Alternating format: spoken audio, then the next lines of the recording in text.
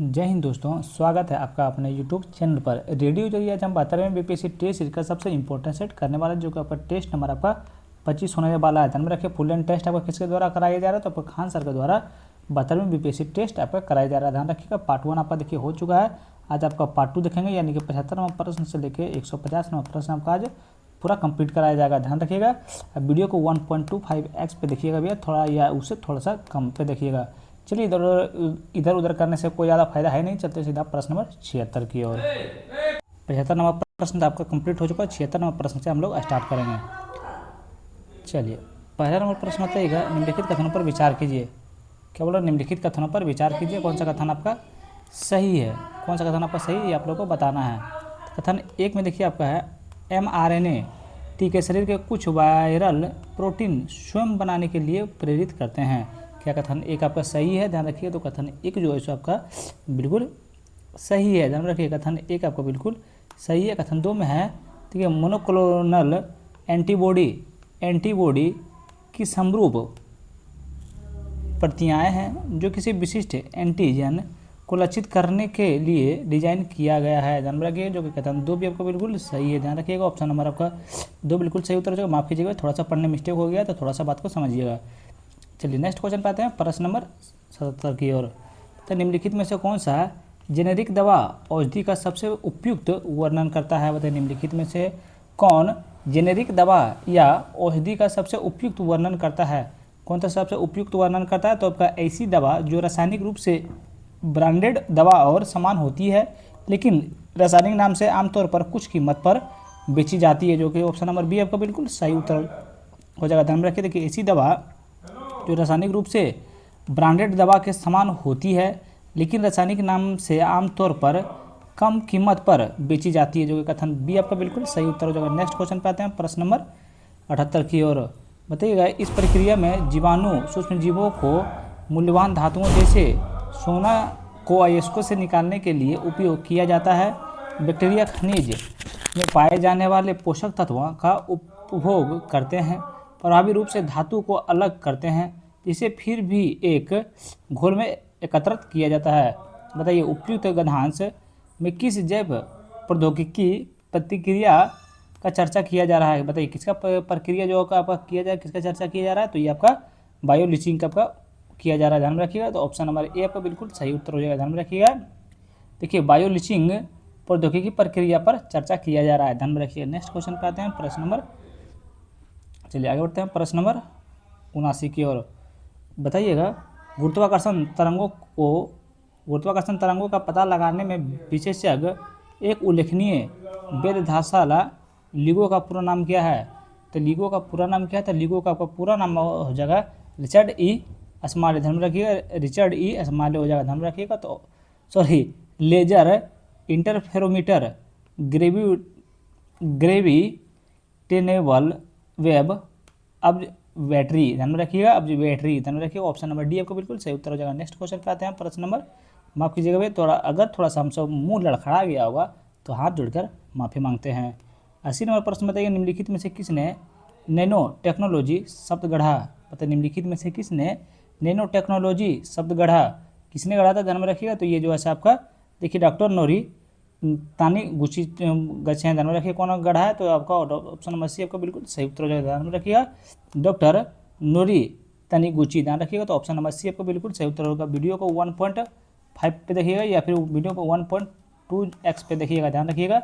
चलिए, next question पे चलते हैं भैया, प्रश्न नंबर 81 की ओर। माफ़ कीजिए, देखिए, सोल्यूशन हम इसलिए नहीं दे पा रहे हैं क्योंकि इसका सोल्यूशन मेरे पास है ही नहीं, क्योंकि सिर्फ इंग्लिश का सोल्यूशन मिला है। तो इंग्लिश सोल्यूशन में बताइए, तो हम कैसे क्या करेंगे, समझ में नहीं आता है। भारत में रोबोटिक्स अनुसंधान और विकास के क्षेत्र में निम्नलिखित में से कौन सी चुनौतियां हैं? बताइए, भारत में रोबोटिक्स अनुसंधान और विकास के क्षेत्र में निम्नलिखित में से कौन सी चुनौतियां हैं? कौन सी चुनौतियां हैं? तो ये ध्यान में रखिए। देखिए, एक में आपका पूंजी की उच्च लागत, ये बिल्कुल आपका ये चुनौतियां हैं।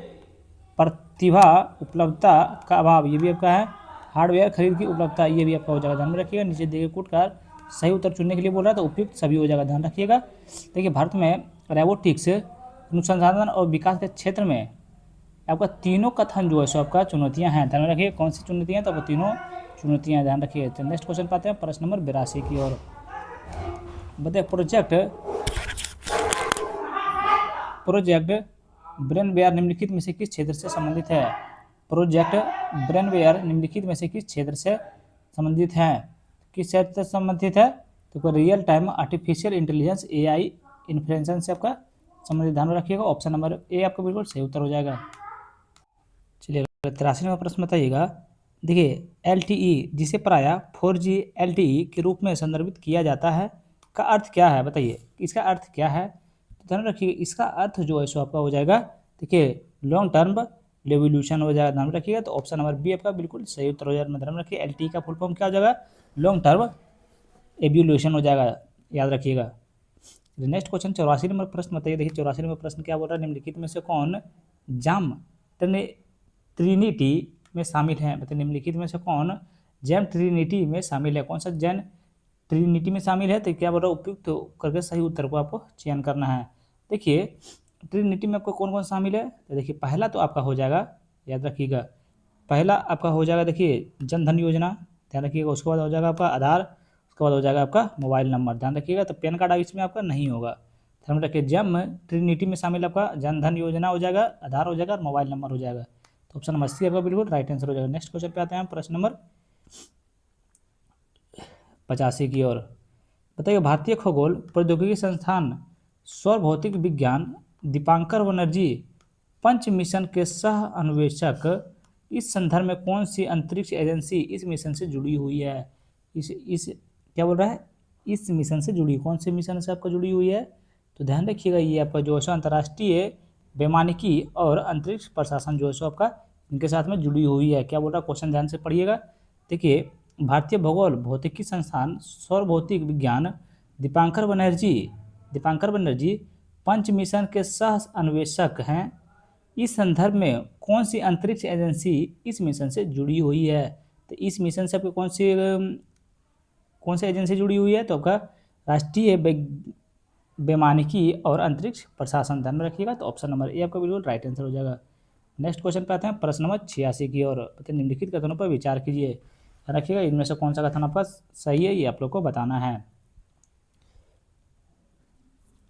तो देखिए एक में है बसेनार व्यवस्था की स्थापना 12 जुलाई 1996 को नीदरलैंड में हुई थी, बिल्कुल सही है। भारत को दिसंबर 2017 में वसेनार समझौते के 42वें सदस्य के रूप में शामिल किया गया था, जो बिल्कुल आपका सही है, ध्यान रखिएगा। तो इसके लिए ऑप्शन नंबर सी आपको बिल्कुल सही उत्तर हो जाएगा। नेक्स्ट क्वेश्चन पे आते हैं प्रश्न नंबर 87 की ओर।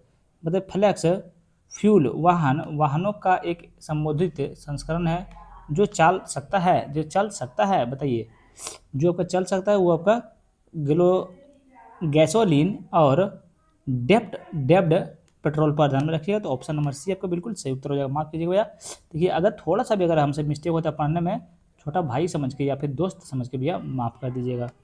नेक्स्ट क्वेश्चन पर आता है निम्नलिखित कथनों पर विचार कीजिए, इनमें से कितने सुमिलित है ये आप लोग को बताना है। अभी तक चैनल को सब्सक्राइब नहीं किया भैया तो प्लीज़ आपसे हाथ जोड़ के निवेदन कर रहा है, प्लीज़ चैनल को सब्सक्राइब कर लीजिए, भाई को थोड़ा सा सपोर्ट दिखाइए भैया।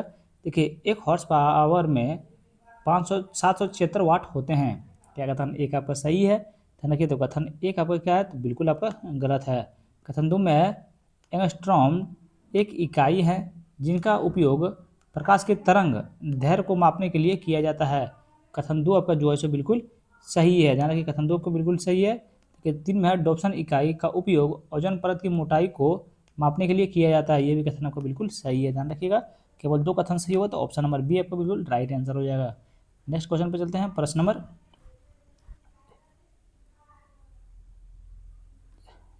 89 की ओर। अभी कथन एक है कारण आ रहा है सड़क की अपेक्षा वर्ष पर चलना अधिक कठिन होती है। बताइए क्या सही है? तो ये आपको बिल्कुल सही है। कारण आर में चलने वाले व्यक्ति के पैरों या जूतों और बर्फ के बीच घर्षण गुणांक सड़क की तुलना में काफ़ी कम होता है। क्या कथन आपका कारण आर आपका सही है? तो कारण आर भी आपका जो है सो बिल्कुल सही है, ध्यान रखिएगा। तो इसका उत्तर क्या होगा? था ए और आर आपका दोनों सत्य है और आर जो है सो ए की आपका सही व्याख्या करता है, इसलिए ऑप्शन नंबर ए आपका बिल्कुल सही उत्तर हो जाएगा। चलिए नेक्स्ट क्वेश्चन पे आते हैं प्रश्न नंबर 90 की ओर। बताइए उपकरण है और ऊर्जा रूपांतरण है, उपकरण युग्म सुमिलित है ये आप लोग को बताना है। उपकरण है और ऊर्जा रूपांतरण है, ध्यान रखिएगा। देखिए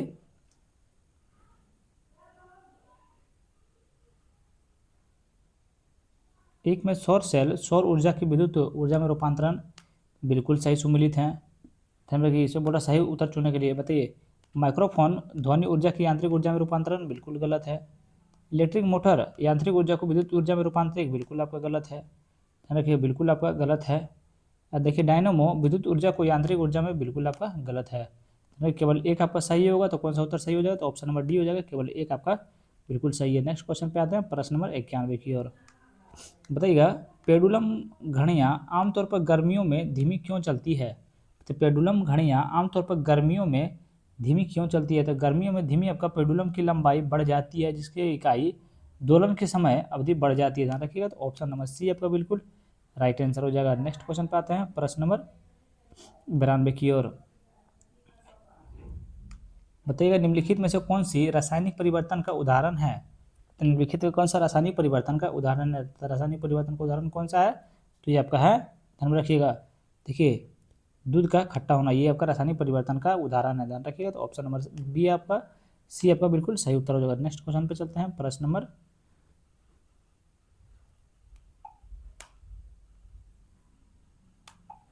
92। निम्नलिखित में से किस प्रक्रिया का उपयोग मिश्रणों को पृथक करने के लिए किया जाता है? तो निम्नलिखित में से किस प्रक्रिया का उपयोग मिश्रणों को पृथक करने के लिए किया जाता है? तो मिश्रणों को पृथक करने के लिए आपका जो है सो ध्यान रखिएगा, देखिए निष्पदन, निस्तारण, क्रिस्टलीकरण, अप्रभावी अवसान। ध्यान में रखिएगा, तो इसका सभी हो जाएगा। इसमें सही उत्तर चुनने बोला, तो ऑप्शन नंबर डी आपका राइट आंसर हो जाएगा। क्या बोल रहा है, किस प्रक्रिया का उपयोग मिश्रणों को पृथक करने के लिए किया जाता है, यानी अलग करने के लिए किया जाता है? तो चारों का उपयोग आपका जो है किया जाता है, ध्यान में रखिएगा। चलिए नेक्स्ट क्वेश्चन पे आते हैं, प्रश्न नंबर 94 की ओर। बताइएगा, उपरिमाणविक कण है और खोजकर्ता है। बताइए नाभिक का आपको खोजकर्ता कौन है? बताइए नाभिक का खोजकर्ता आपका कौन है? तो नाभिक के खोजकर्ता आपका जो है रदरफोर्ड है। इलेक्ट्रॉन के आपका खोजकर्ता कौन है? तो आपका जे थॉमसन है। प्रोटॉन के खोजकर्ता कौन है? ये दोनों आपको बिल्कुल सही सम्मिलित नहीं है, ध्यान रखिएगा। तो इसीलिए ऑप्शन नंबर सी आपको बिल्कुल राइट आंसर हो जाएगा। ध्यान रखिएगा, 1 और 2 आपको बिल्कुल सही सम्मिलित हैं। अगला 95 नंबर प्रश्न बताइए, जब कैल्शियम कार्बोनेट हाइड्रोक्लोरिक एसिड के साथ अभिक्रिया करके कैल्शियम क्लोराइड पानी और कार्बन डाइऑक्साइड बनाता है, तो किस प्रकार की अभिक्रिया होती है? तो किस प्रकार की अभिक्रिया होती है? तो आपका जो है सो द्विविस्थापन प्रक्रिया अभिक्रिया आपका होती है, ध्यान रखिएगा। तो ऑप्शन नंबर सी आपका बिल्कुल राइट आंसर हो जाएगा। नेक्स्ट क्वेश्चन पे चलते हैं, प्रश्न नंबर 96 की ओर। तो निम्नलिखित कथनों पर विचार कीजिए, उपयुक्त में से कौन सा कथन आपका सही है, ये आप लोग को बताना है। कौन सा कथन सही है, ये आप लोग को बताना है। कोशिका शब्द रॉबर्ट हुक द्वारा प्रस्तुत किया गया था, जो कि बिल्कुल आपका गलत है। दो में आपको प्रोकैरियोटिक कोशिकाओं में एक परिभाषित केंद्रक होता है, जो कि बिल्कुल आपका सही है। यूकैरियोटिक कोशिका में एक सुपरिभाषित नाभिक नहीं होता है, ये भी आपका बिल्कुल सही है। ध्यान में रखिए कौन सा सही है। तो देखिए एक आपका बिल्कुल सही है, एक सेकंड रुक जाइए, एक सेकंड रुक जाइए। चलिए 2 और 3 आपका सही है। क्या खा गए ना मिस्टेक भैया, बताइए। हम सही बोलते चले गए, लेकिन आप लोग भी सही मानते चले गए, इसका मतलब आप लोग को भी नहीं पता है इसके बारे में। तो इसका सही उत्तर देखिए, आपका केवल एक सही है, बाकी 2 और 3 आपका जो है सो गलत है। क्या 2 और 3 आपका गलत है? तो इसीलिए ऑप्शन नंबर सी आपका ऑप्शन नंबर बी हो जाएगा। 2 और 3 आपका बिल्कुल गलत है, ध्यान रखिएगा भैया, गलत बोल रहा था। तो 2 और 3 आपका गलत है, बाकी एक आपका सही है। चलिए 97 नंबर प्रश्न बताइएगा, अभिकथन 1 है, कारण आर है। देखिए मनुष्य संतान में लिंग निर्धारण में नर प्रमुख भूमिका निभाते हैं। क्या कथन 1 आपका सही है? तो ध्यान रखिए कथन 1 जो है आपका बिल्कुल क्या बताइए बिल्कुल सही है। कारण आर में मानव में नर एक्स गुणसूत्र और वाई गुणसूत्र होता है, क्योंकि महिला में 2 एक्स गुणसूत्र होते हैं, तो बिल्कुल दोनों सही है। तो ए आर दोनों सही है, और आर जो है ए के सही स्पष्टीकरण करता है, ध्यान रखिएगा। तो इसीलिए ऑप्शन नंबर ए आपको बिल्कुल राइट आंसर हो जाएगा, ध्यान रखिएगा। चलिए देखिए 97 नंबर प्रश्न के आंसर 96 का हम क्या बोले हैं, 96 का सही उत्तर आपको ऑप्शन नंबर बी बिल्कुल सही है, ध्यान रखिएगा। चलिए नेक्स्ट क्वेश्चन पर माफ कीजिएगा, इसका सोल्यूशन देखिए हमको नहीं मिला है। इंग्लिश का सोल्यूशन आया है, हिंदी का सोल्यूशन नहीं आया है, इसीलिए हम इसका जो सो डिफिनेशन हम नहीं करा पा रहे हैं। तो निम्नलिखित में से कौन सा युग्म सुमेलित हैं? बताइए निम्नलिखित में से कौन सा युग्म सुमेलित है, नीचे दिए गए उपयोग का सही करके सही उत्तर को आप लोग को चुनना है, ध्यान में रखिएगा। बहुत ही बढ़िया क्वेश्चन है, बताइएगा कौन सा सुमेलित। देखिए एक में है माइकोलॉजी, कोशिका का अध्ययन, क्या सुमेलित है, तो बिल्कुल आपका सही सुमेलित नहीं है। देखिए जेरोनोंटोलॉजी, जेरोंटोलॉजी उम्र बढ़ाने का अध्ययन, बिल्कुल आपका सही है, बिल्कुल सुमेलित हैं। 3 में है ऑन्कोलॉजी, कैंसर का अध्ययन, बिल्कुल आपका सही है। साइटोलॉजी, कवक का अध्ययन, बिल्कुल आपका गलत है। 1 और 3 आपका गलत है, बाकी इसका सही उत्तर आपका ऑप्शन नंबर सी हो जाएगा। 2 और 3 आपका बिल्कुल सही सुमेलित है, ध्यान रखिएगा। नेक्स्ट क्वेश्चन पे आते हैं, प्रश्न नंबर 99 की ओर। प्रथम बिम्स्टेक व्यापार शिखर सम्मेलन के संबंध में निम्नलिखित कथनों पर विचार कीजिए। प्रथम बिम्स्टेक व्यापार शिखर सम्मेलन के संबंध में निम्नलिखित कथनों पर विचार कीजिए, और कौन सा कथन आपका सही है ये आप लोग को बताना है। तो कथन 1 में आपका है, ध्यान रखिएगा, कथन 1 में है विदेश मंत्रालय भारतीय उद्योग परिसंघ के साथ साझेदारी की नई दिल्ली में प्रथम बिम्स्टेक व्यापार शिखर सम्मेलन का आयोजन किया है, क्योंकि कथन 1 आपका बिल्कुल सही है। कथन 2 में शिखर सम्मेलन का उद्देश्य बिम्स्टेक सदस्य देशों के बीच आर्थिक सहयोग बढ़ाना तथा व्यापार, निवेश और कनेक्टिविटी पर ध्यान केंद्रित करना है, जो कि बिल्कुल आपका सही है, ध्यान रखिएगा। तो ऑप्शन नंबर कौन सा सही हो जाएगा, तो 1 और 2 आपका बिल्कुल सत्य है, ध्यान में रखिएगा। दोनों कथन सही होगा तो ऑप्शन नंबर सी आपका बिल्कुल राइट आंसर हो जाएगा। नेक्स्ट क्वेश्चन पे आता है, क्वेश्चन क्या था, प्रथम बिम्स्टेक व्यापार शिखर सम्मेलन के बारे में, दोनों कथन सही है, ध्यान रखिए। क्वेश्चन को ध्यान में रखिएगा भैया, क्वेश्चन अगर भूल गए तो फिर तो रिजल्ट को भूल जाइएगा। ठीक है, state of global air report 2024 के बारे में निम्नलिखित कथनों पर विचार कीजिए। किसके बारे में, स्टेट ग्लोबल एयर रिपोर्ट 2024 के बारे में निम्नलिखित कथनों पर विचार कीजिए, कौन सा कथन आपका सही है ये आप लोग को बताना है, कौन सा कथन सही है ये आप लोग को बताना है। देखिए एक में है इसे WHO के सहयोग से US आधारित स्वतंत्र गैर लाभकारी अनुसंधान हेल्थ इफेक्ट्स इंस्टीट्यूट द्वारा प्रकाशित किया जाता है, जो कि बिल्कुल आपका गलत है। 2 में इस बात पर प्रकाश डालता है कि वायु प्रदूषण दुनिया भर में मौत का दूसरा प्रमुख कारण है, जो कि बिल्कुल आपका 2 सही है, ध्यान रखिएगा। तो 102 का अंतर सही उत्तर आपका ऑप्शन नंबर बी हो जाएगा, याद रखिएगा। 101 नंबर प्रश्न में विश्व शिल्प शहर कार्यक्रम के बारे में निम्नलिखित कथनों पर विचार कीजिए, और कौन सा कथन सही है ये आप लोग को बताना है। देखिए एक में श्रीनगर को विश्व शिल्प शहर का खिताब पाने वाले चौथा भारतीय शहर माना जाता है, जो कि बिल्कुल आपका सही है। देखिए 2 में इसकी शुरुआत 2014 में विश्व शिल्प परिषद AISBL WCC इंटरनेशनल द्वारा की गई थी, जो भी कथन आपका बिल्कुल सही है, ध्यान में रखिएगा। विश्व शिल्प शहर कार्यक्रम के बारे में दोनों कथन आपका जो है बिल्कुल सही है, तो ऑप्शन नंबर सी आपका बिल्कुल राइट आंसर हो जाएगा। नेक्स्ट क्वेश्चन पे आते हैं, प्रश्न नंबर 102 की ओर। हाल ही में समाचारों में देखे गए जोरावर टैंक के बारे में निम्नलिखित में से कौन सा कथन आपका सही है। हाल ही में समाचारों में देखे गए जोरावर टैंक के बारे में निम्नलिखित में से कौन सा कथन आपका सही है ये आप लोग को बताना है। देखिए एक में यह एक हल्का टैंक है, इसे स्वदेशी रूप से डिजाइन और विकसित किया गया है, जो कि बिल्कुल आपका सही है। 2 में है इसे रक्षा अनुसंधान और विकास संगठन DRDO और लर्सन एंड ट्रूबो यानी कि LT द्वारा संयुक्त रूप से विकसित किया गया था, जो कि कथन 2 भी आपका बिल्कुल सही है, ध्यान रखिएगा। तो हाल ही में समाचारों में देखेगा जोरावर टैंक के बारे में दोनों कथन आपका बिल्कुल सही है, तो इसीलिए ऑप्शन नंबर सी आपका सही उत्तर हो जाएगा। नेक्स्ट क्वेश्चन पे आता है 103 में प्रश्न, किस देश में पाकिस्तानी नौसेना के लिए पहली हैंगओवर क्लास पनडुब्बी बनाई है, बताइए। किस देश ने नेपाल नौसेना के लिए पहली हैंगओवर क्लास पनडुब्बी बनाई है, किस देश ने बनाई है, तो ये आपका चीन ने बनाई है, ध्यान रखिएगा। चीन ने करिए सर तो उनको हर पार कौन करेंगे। 104वां प्रश्न, हाल ही में समाचारों में रहे भारतीय साइबर अपराध समन्वय केंद्र 14C के संबंध में निम्नलिखित कथनों पर विचार कीजिए। कि हाल ही में समाचारों में रहे भारतीय साइबर अपराध समन्वय केंद्र 14C के संबंध में निम्नलिखित कथनों पर विचार कीजिए और बताइए कि कौन सा कथन आपका सही है। तो देखिए एक में यह साइबर अपराधों से निपटने के लिए रक्षा मंत्रालय द्वारा शुरू की गई एक पहल है, जो कि बिल्कुल आपका गलत है। 2 में है माइक्रोसॉफ्ट के साथ साझेदारी में भारतीय साइबर अपराध समन्वय केंद्र 14C ने 1000 से अधिक स्काइप आईडी को ब्लॉक कर दिया है, जो कि बिल्कुल कथन दो आपका बिल्कुल सही है, ध्यान में रखिएगा। समाचारों में रहा है साइबर अपराध समन्वय केंद्र 14C के संबंध में आपका कथन दो आपका सही है, एक आपका गलत था, ध्यान में रखिएगा। तो ऑप्शन नंबर बी आपका राइट आंसर हो जाएगा। नेक्स्ट क्वेश्चन पे आते हैं, प्रश्न नंबर 105 की ओर। आर्यभट्ट ज्ञान विश्वविद्यालय के संबंध में CIMAGE के छात्र द्वारा विकसित पहले ह्यूमनॉइड रोबोट का उद्घाटन किसने किया था? तो पहला रोबोट का उद्घाटन आपका किसने किया था? तो आपका प्रो शरद कुमार यादव ने किया था, ध्यान में रखिएगा। तो ऑप्शन नंबर ए आपका बिल्कुल सही उत्तर हो जाएगा। नेक्स्ट क्वेश्चन पे आते हैं, प्रश्न नंबर 106 की ओर। 18 मई 2024 को मनाए गए अंतर्राष्ट्रीय संग्रहालय दिवस 2024 किस विषय में था? तो 18 मई 2024 को मनाए गए अंतर्राष्ट्रीय संग्रहालय दिवस 2024 का विषय क्या था? 2024 का विषय आपका क्या था? तो शिक्षा और अनुसंधान के लिए संग्रहालय, ध्यान में रखिएगा। तो ऑप्शन नंबर डी आपको बिल्कुल सही उत्तर हो जाएगा, ध्यान रखिएगा। नेक्स्ट क्वेश्चन पे आते हैं, प्रश्न नंबर 107 की ओर।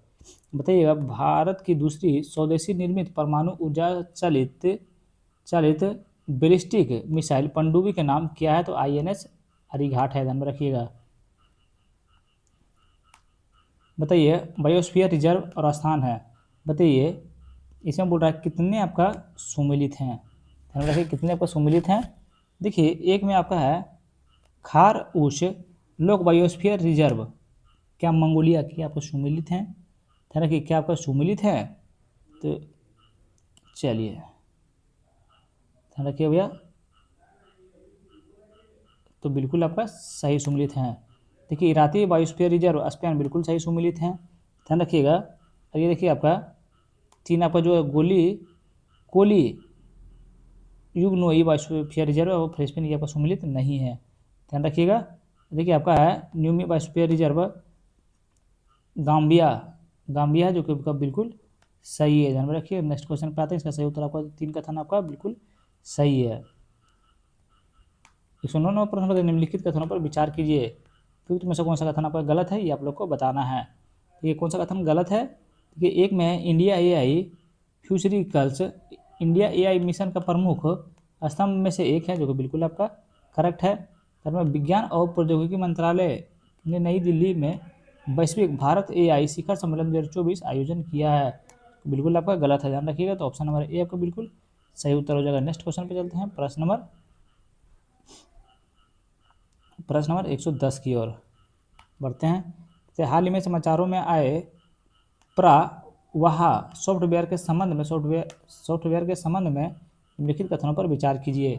हाल ही में समाचारों में आए प्रवाह सॉफ्टवेयर के संबंध में निम्नलिखित कथनों पर आप लोग को विचार करना है, और कौन सा कथन आपका सही है ये आप लोग को बताना है, तो रखिएगा। देखिए, एक सेकंड रुक जाइए।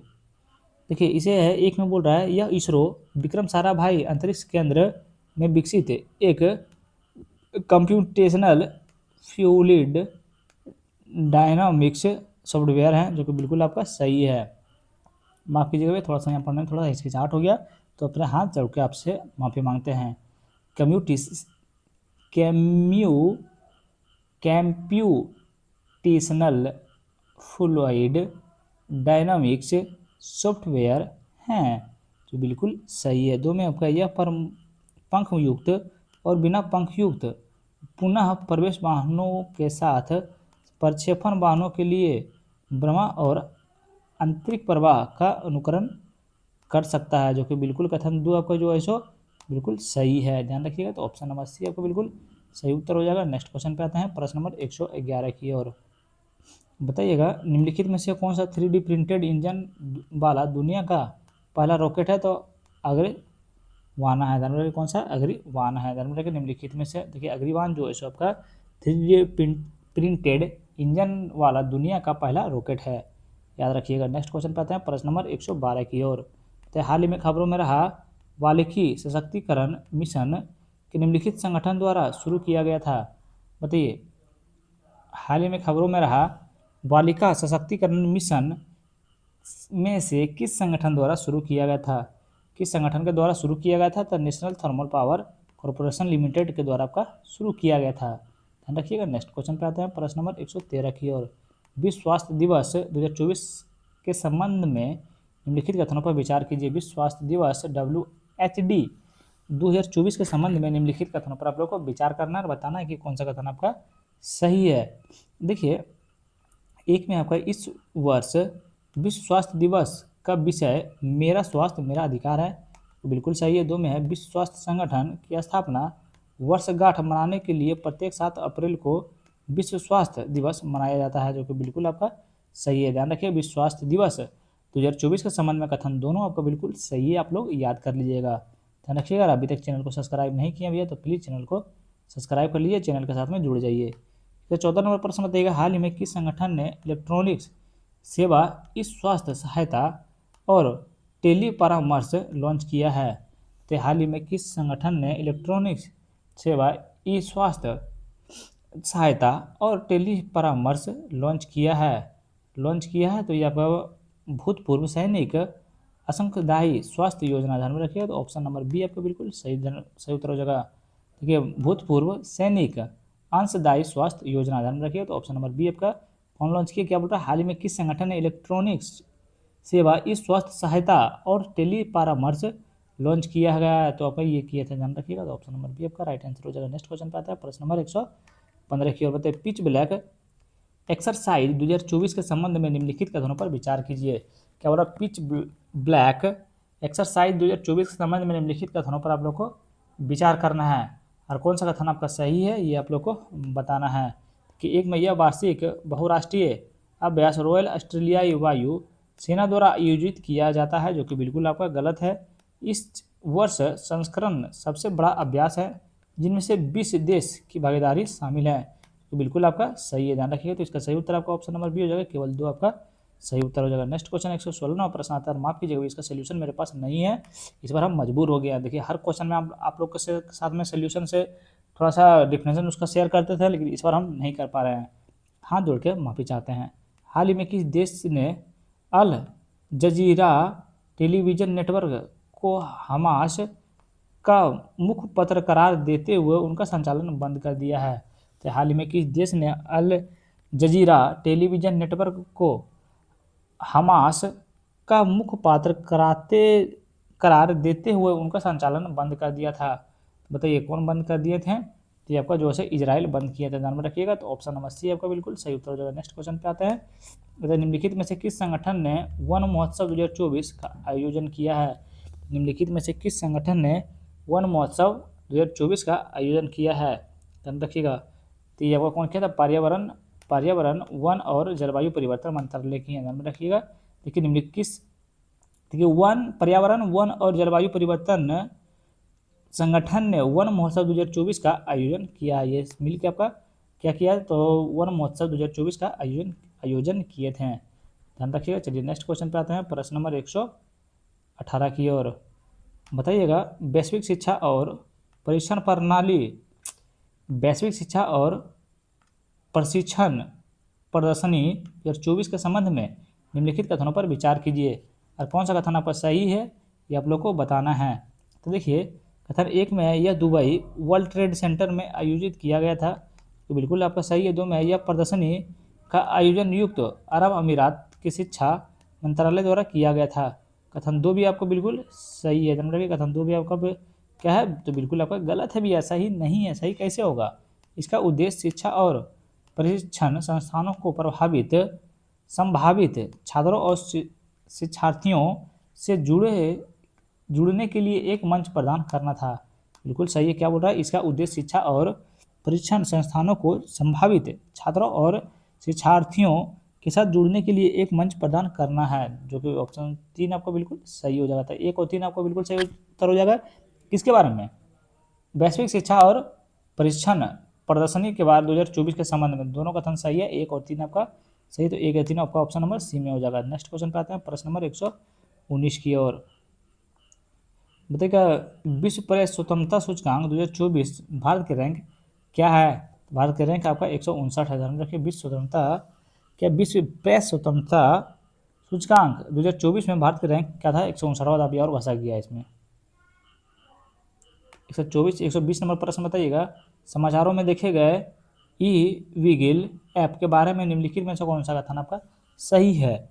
बताइए कौन सा कथन आपका, देखिए यहाँ पर बोल रहा है सही है। समाचारों में देखे गए सी-विगिल ऐप के बारे में निम्नलिखित में से कौन सा कथन आपका सही है, ध्यान रखिएगा। तो आप जो देखिए पहले शुरुआत करते हैं, नागरिकों को चुनी कदाचार की घटनाओं की रिपोर्ट कम करने में सक्षम बनाना, जो कि बिल्कुल आपका सही है, ध्यान रखिएगा। तो ऑप्शन नंबर ए आपको बिल्कुल सही उत्तर हो जाएगा। नेक्स्ट क्वेश्चन पे आते हैं, प्रश्न नंबर 121 की ओर। बताइए, हाल ही में खोजी गई मछली प्रजाति अस्क्लेवेलस हिमा के संदर्भ में निम्नलिखित कथनों पर विचार कीजिए।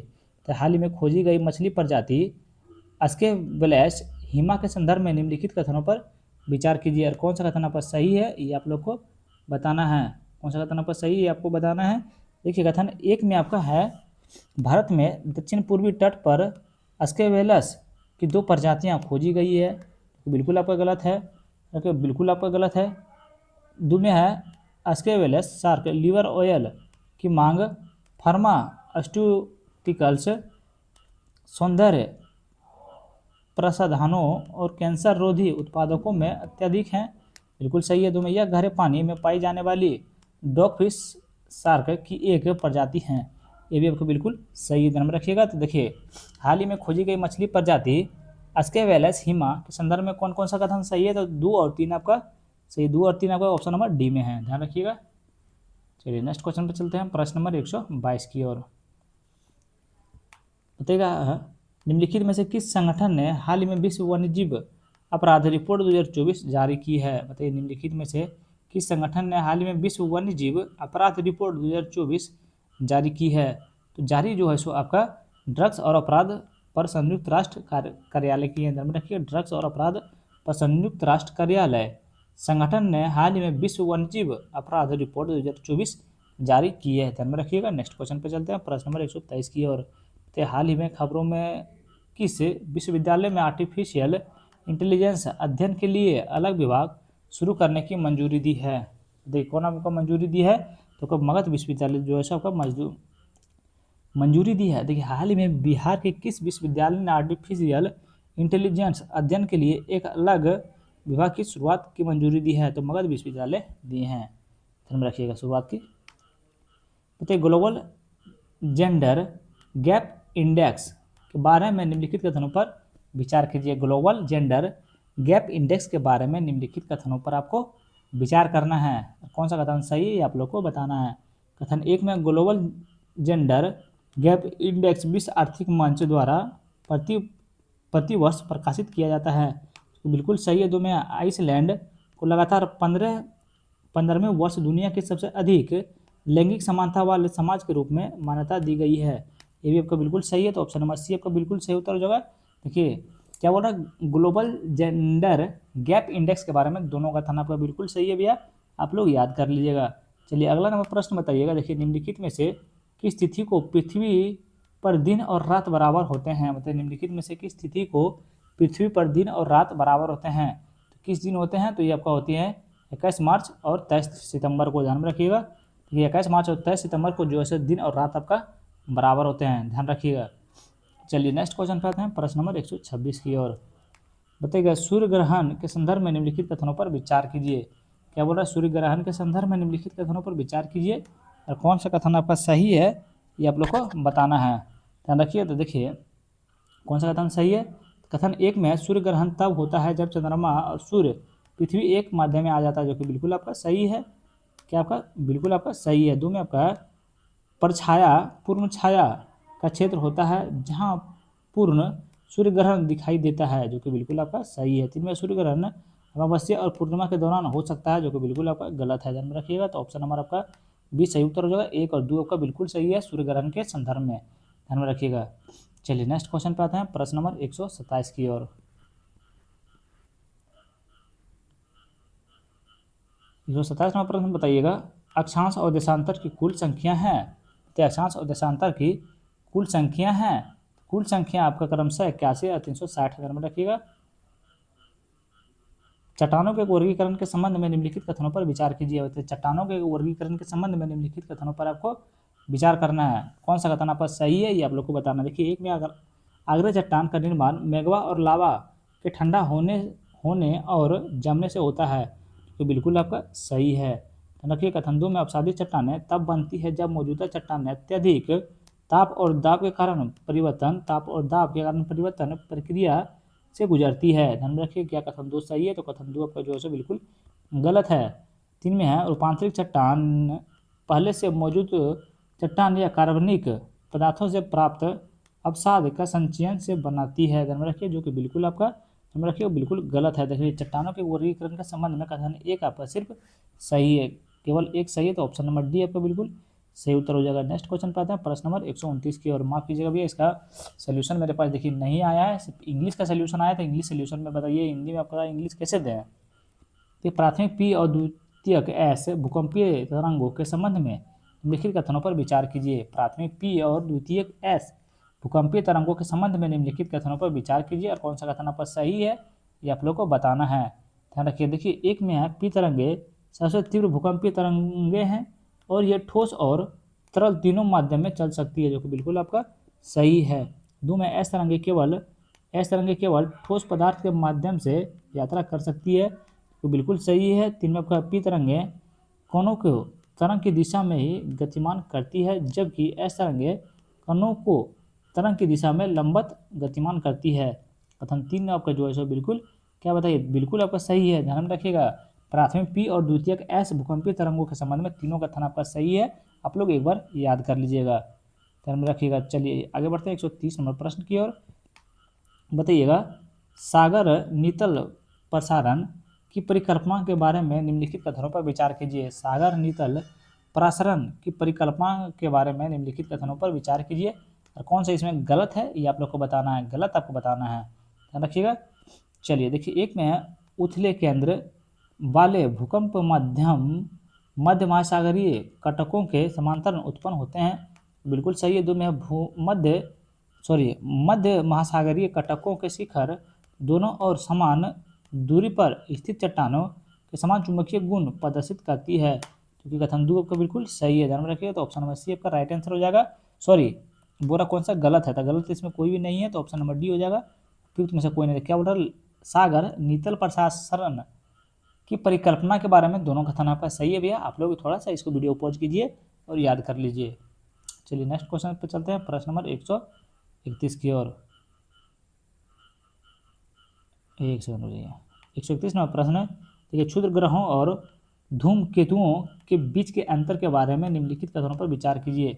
सही उत्तर को बताना है। देखिए क्षुद्र ग्रहों और धूमकेतुओं के बीच के अंतर के बारे में निम्नलिखित कथनों पर विचार करना है। देखिए कथन 1 में आपका है क्षुद्र ग्रह छोटे चट्टानी पिंड होते हैं, जबकि धूमकेतु चट्टानी और धातुओं युक्त पदार्थों के साथ जमी हुई गैसों से बने होते हैं, जो कि बिल्कुल आपका सही है। ध्यान रखिए 2 में आपका क्षुद्र ग्रह अधिकांश बृहस्पति और मंगल की कक्षाओं के बीच स्थित होते हैं, जबकि धूमकेतु मुख्यतः शुक्र और बुध के बीच पाए जाते हैं, जो कि बिल्कुल आपका इनकरेक्ट है, यानी कि गलत है। 3 में आपको धूमकेतुओं के बीच पूंछ चमकती हुई दिखाई देती है, जबकि क्षुद्र ग्रहों की पूंछ नहीं होती है। क्या कथन 3 आपका सही है, तो कथन 3 आपका बिल्कुल सही है। ध्यान रखिए क्षुद्र ग्रह और धूमकेतुओं के बीच के अंतर के बारे में 1 और 2 आप पढ़ लीजिए, आपको पता चल जाएगा क्या आपका अंतर है दोनों में। तो 1 और 3 आपका ऑप्शन नंबर बी आपका राइट आंसर हो जाएगा। नेक्स्ट क्वेश्चन पे आते हैं 132 नंबर प्रश्न। ओस के निर्माण को प्रभावित करने वाले कारकों के बारे में निम्नलिखित कथनों पर विचार कीजिए। बताइए ओस के निर्माण को प्रभावित करने वाले कारकों के बारे में निम्नलिखित कथनों पर विचार कीजिए और उपयुक्त में से कौन से ओस का निर्माण के लिए उपयुक्त परिस्थितियां प्रदान करती है। बताइए क्या बोल रहा है, उपयुक्त में से परिस्थितियां का प्रदान करती है, ओस के निर्माण के लिए उपयुक्त परिस्थितियां प्रदान करती है। हालांकि इसका आंसर बताते हुए हमको उतना समझ में ये क्वेश्चन नहीं आया। 1 और 2। 131 नंबर प्रश्न बताइएगा। 133 नंबर प्रश्न देखिए क्या वाताग्रह का प्रकार है और विशेषताएं हैं। ध्यान में रखिएगा। देखिए शीत वाताग्रह का विशेषताएं क्या है, बताइए शीत वाताग्रह का आपका विशेषताएं क्या है। इनका विशेषताएं आपका ठंडी वायु राशि गर्म वायु राशि के अंदर प्रवेश करके उसे प्रतिस्थापित कर देती है। ध्यान रखिएगा। और 2 में उष्ण वाताग्रह का आपका कौन सा हो जाएगा, तो उष्ण वाताग्रह का आपका हो जाएगा बी में हो जाएगा ठंडी हवा के ऊपर गर्म हवा की सक्रिय गति होती है। ध्यान रखिएगा। अधिविष्ट वाताग्रह ध्यान रखिए आपका हो जाएगा ठंडी वायु राशि गर्म वायु राशि से आगे निकल जाती है, उससे नीचे चली जाती है। ध्यान रखिएगा। इसका सही उत्तर आपका ऑप्शन नंबर बी हो जाएगा। आप लोग मिलान करके थोड़ा सा याद कर लीजिएगा। और माफ़ कीजिएगा भैया, थोड़ा सा अगर कहीं मिस्टेक हो रहा है हमसे तो माफ़ कर दीजिएगा, क्योंकि इसका सोल्यूशन हमको नहीं मिला। सोल्यूशन रहता है तो थोड़ा सा पढ़ाने में भी मज़ा आता है। भारतीय मानसून अल नीनो के प्रभाव के बारे में निम्नलिखित कथनों पर विचार कीजिए। भारतीय मानसून पर अल नीनो के प्रभाव के बारे में निम्नलिखित कथनों पर विचार कीजिए और बताइए कि कौन सा कथन आपका सही है, कौन सा कथन आपका सही है, आप लोग को बताना है। देखिए, एक में है अल नीनो के कारण आमतौर पर भारतीय मानसून के समय औसत में कम वर्षा होती है, जो कि बिल्कुल आपका बताइए करेक्ट है, बिल्कुल करेक्ट है। तो मैं अल नीनो के दौरान मध्य और पूर्वी प्रशांत महासागर के गर्म होने से मानसून को गति देने वाले समन्वय वायुमंडलीय परिचरण पैटर्न के व्यवधान उत्पन्न होता है, जो कि बिल्कुल आपका सही है। ध्यान रखिए, क्या कथन दो आपका सही है? कथन दो भी जो है सो आपका बिल्कुल करेक्ट है भैया, ध्यान में रखिएगा, बिल्कुल करेक्ट है। तीन में आपका अल नीनो की घटनाओं के कारण भारत में सदैव सूखे की उपस्थिति उत्पन्न होती है, क्योंकि बिल्कुल आपका ये भी कथन बिल्कुल गलत है, बिल्कुल आपका गलत है, ध्यान रखिएगा। तो भारतीय मानसून पर अल नीनो के प्रभाव के बारे में कथन एक और दो आपका सही है, आप लोग याद करते जाइएगा भैया। देखिए, ऑप्शन क्वेश्चन मतलब कि सोल्यूशन नहीं रहने के कारण आपको सिर्फ आंसर बता रहे हैं, आप लोग को याद करते जाना है। ये पूर्व से पश्चिम के क्रम में सूचीबद्ध किस राज्यों के समूह पर कर्क रेखा से गुजरती है? बताइए, पूर्व से पश्चिम के क्रम में सूचीबद्ध किस राज्यों के समूह से होकर कर्क रेखा गुजरती है? किस राज्यों से कर्क रेखा होकर गुजरती है? तो आपको त्रिपुरा, पश्चिम बंगाल, झारखंड और छत्तीसगढ़ से होकर गुजरती है। ध्यान में रखिए, पूर्व से पश्चिम पूछ रहा है। चलिए, 136 नंबर प्रश्न बताइएगा। अभिकथन एक है कारण आ रहा है, पश्चिमी घाट की तुलना में पूर्वी घाट अधिक अपरिचित और कम ऊंचाई वाले हैं। क्या अभिकथन एक आपका सही है? ध्यान रखिए, क्या अभिकथन एक सही? तो अभिकथन एक जो है आपका बिल्कुल सही है। कारण आर में पूर्वी घाट पुराने और समय के साथ इनका व्यापक अपर्दन हुआ है, जो कि बिल्कुल आपका सही है। ध्यान रखिएगा, तो ए और आर दोनों सत्य है और आर एक की सही स्पष्टीकरण है, इसलिए ऑप्शन नंबर ए आपका बिल्कुल सही उत्तर हो जाएगा। नेक्स्ट क्वेश्चन पे चलते हैं, प्रश्न नंबर 137 की ओर। बताइए, दर्रे हैं और स्थान है। बताइए, नाथुला दर्रा कहाँ है आपका? तो नाथुला दर्रा जो है सर आपका, ध्यान में रखिएगा, सिक्किम में है। आपका नाथुला दर्रा आपका सिक्किम में है। मतलब रोहतांग दर्रा आपका किस स्थान और किस राज्य में है? तो आपका ये आपका ध्यान में रखिए, हिमाचल प्रदेश में है। जो जिला दर्रा आपका जो है सो कहाँ है? तो आपका लद्दाख में है। बोमडिला दर्रा आपका अरुणाचल प्रदेश में है, इसीलिए ऑप्शन नंबर ए आपका बिल्कुल सही उत्तर हो जाएगा। नेक्स्ट क्वेश्चन पे चलते हैं, प्रश्न नंबर 138 की ओर। बताइए, निम्नलिखित में से कौन सा अक्षांश अधिकतम भारतीय राज्यों से होकर गुजरता है? तो निम्नलिखित में से कौन सा अक्षांश अधिकतम भारतीय राज्यों से होकर गुजरता है? तो ये अधिकतम राज्यों से होकर आपका 20 डिग्री उत्तर गुजरता है, ध्यान में रखिएगा। देखिए, अक्षांश अधिकतम भारतीय राज्यों से होकर गुजरता है तो 20 डिग्री उत्तर से होकर आपका गुजरता है, ध्यान में रखिएगा। नेक्स्ट क्वेश्चन 139 नंबर प्रश्न, खाद्य श्रृंखला के संबंध में निम्नलिखित कथनों पर विचार कीजिए। कौन सा कथन आपका गलत है? ये आप लोग को बताता है किसके बारे में? खाद्य सुरक्षा के बारे में, श्रृंखला, खाद्य श्रृंखला के बारे में। ये एक चीज़ आप लोग याद रखिए। देखिए, एक में जलीय पारिस्थितिकी तंत्रों में हेट्रिटस खाद्य श्रृंखला ऊर्जा प्रवाह के लिए प्राथमिक मार्ग हैं, जबकि चारण खाद्य श्रृंखला की अनुपस्थिति होती है। चूँकि कथन एक आपका जो है सो बिल्कुल गलत है। कथन दो में है सेप्रोट्रॉप्स डेट्रिटस खाद्य श्रृंखलाओं का एक महत्वपूर्ण भाग है, जो कि बिल्कुल आपका सही है। ध्यान रखिए, खाद्य श्रृंखला के बारे में कौन सा कथन आपका गलत है? ध्यान रखिए, कौन सा कथन गलत है? तो केवल ऑप्शन ए आपका गलत हो जाएगा, तो यानी ऑप्शन नंबर बी आपका बिल्कुल सही उत्तर हो जाएगा। ध्यान में रखिए, ऑप्शन नंबर ए आपका बिल्कुल सही उत्तर हो जाएगा, क्योंकि एक आपका जो है सो गलत है। चलिए, 140 नंबर प्रश्न बताइएगा, वह क्षेत्र जहाँ दो बायोम मिलते हैं या संक्रमण करते हैं को सबसे उपयुक्त रूप से वर्णित किया जाता है। सबसे वर्णित रूप से आपका किसको किया जाता था? इकोटोन को किया जाता है। ध्यान में रखिएगा। देखिए, इकोटोन वह क्षेत्र है जहाँ दो बायोम मिलते हैं, संक्रमण करते हैं, सबसे उपयुक्त रूप से वर्णित यही आप लोग को करता है, इकोटोन करते हैं, ध्यान रखिएगा। नेक्स्ट क्वेश्चन पे 141 नंबर प्रश्न देखिए भैया, यहाँ से मैथ आ गया, सबको आपको खुद सॉल्व करना पड़ेगा।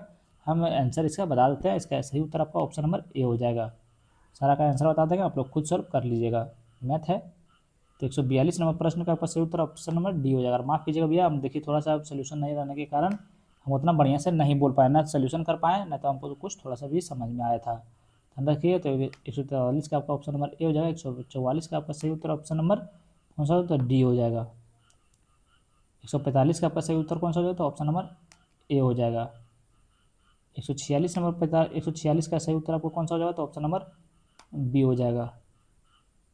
चलिए 147 नंबर प्रश्न का आपका सही उत्तर कौन सा जाएगा, तो 147 का आपका सही उत्तर ऑप्शन नंबर सी हो जाएगा। 148 का आपका सही उत्तर कौन सा हो जाएगा, तो 148 का आपका सही उत्तर जो होगा सो ऑप्शन नंबर सी हो जाएगा। 149 नंबर प्रश्न का आपका सही उत्तर कौन सा हो जाएगा, तो क्वेश्चन देख लीजिए। 149 का आपका सही उत्तर ऑप्शन नंबर सी हो जाएगा। चलिए आज का आखिरी नंबर प्रश्न 150 नंबर प्रश्न का, इसका सही उत्तर कौन सा होगा, 150 का आपका सही उत्तर जो है सो ऑप्शन नंबर सी हो जाएगा। देखिए अगर वीडियो आप लोग को अच्छा लगा हो गया, माफ़ कीजिएगा बहुत सारा हमसे गलती भी हुआ है। अगर वीडियो आप लोग को अच्छा लगा तो like comment share and subscribe जरूर करें, ध्यान में रखिएगा। Thank you so much